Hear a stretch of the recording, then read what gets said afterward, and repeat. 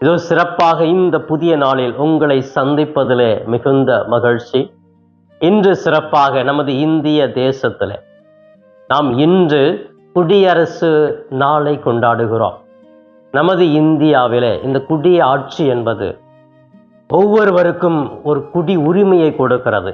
இது எனது இந்தியா, எனது நாடு, நான் இந்த நாட்டினுடைய வளர்ச்சியில் எனது பங்கு நிறைவாகவே இருக்கிறது என்று சொல்லிதான் இந்த குடியரசு தினத்தை இன்று கொண்டாடுகிறோம். அன்பானவர்களே, இந்தியர் என்ற உணர்வு நம் ஒவ்வொருவருக்குமே இருக்கிறது.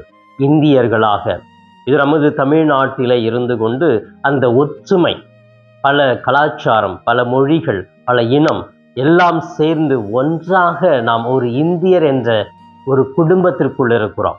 இந்த உணர்வு, உரிமை எப்படி வந்தது என்றால் இந்த குடியாட்சியின் மூலமாக.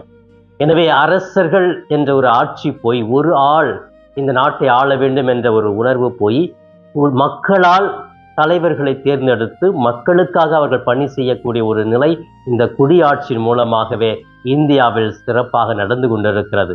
ஆம் பிரியமானவர்களே, இந்த ஒற்றுமை, இந்த இந்தியர் என்ற உணர்வு நமது நாட்டில் நிலைத்திருக்க வேண்டும்.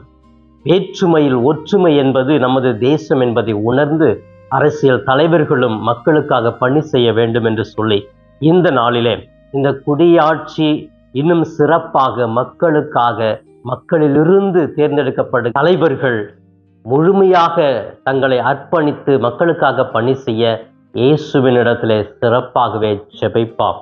இன்று இந்த குடியரசு தின விழாவை நாம் கொண்டாடுகிறோம். அந்த குடியரசு எனது நாடு என்ற உரிமை ஒவ்வொரு குடிமக்களுக்கும் இருக்க வேண்டும்.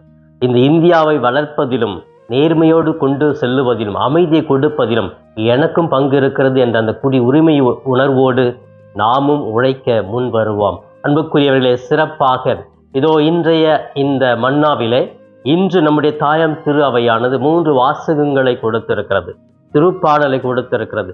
அனைத்தையுமே நாம் படிக்கிற பொழுது நாம் பெறுகிற மகிழ்ச்சியான ஒரு செய்தி என்னவென்றால், இறைவனே நம்மை வழி நடத்துகிறார், இறைவனே நம்மை ஆட்சி செய்கிறார், இயேசுவே நம்முடைய அனைத்து செயல்களினுடைய தலைவராக இருக்கிறார் என்ற கருத்தையே அனைத்து வாசகங்களுமே முன்வைக்கப்படுகிறது.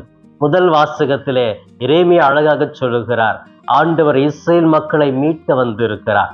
அவர் இஸ்ரேல் மக்களோடு ஒரு உடன்படிக்கையை செய்து கொண்டிருக்கிறார். நான் அவருடைய கடவுளாக இருப்பேன், அவர்கள் என்னுடைய மக்களாக இருப்பார்கள், நான் அவர்களை வழிநடத்துவேன், அடிமைத்தனத்திலிருந்து மீட்டு வருவேன் என்று சொல்லி எரேமியா இறைவாக்கு மூலமாக இது வெளிப்படுகிறது. இதே